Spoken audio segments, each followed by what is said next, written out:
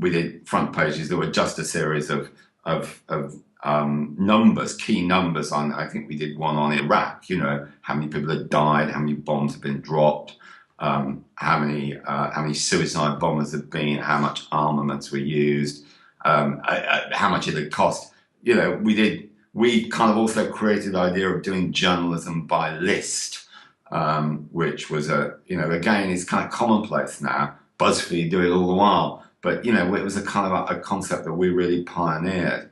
I remember once doing for the Independent on Sunday.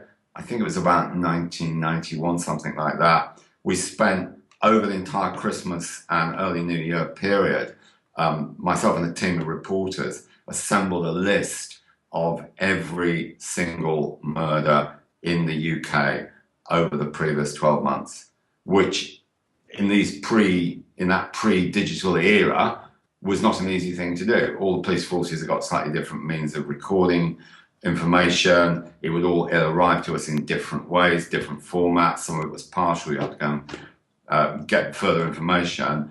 And we sought some stories from it. So we ran across, I think, 3 or 4 pages of the broadsheet pages of the Independent on Sunday, a list of every murder that had taken place in the UK. And I wrote a front page piece about it and an inside page piece about murder, because murder is a very interesting crime in its own right, because you're more likely to be killed by somebody you know than to have your house burgled by somebody you know.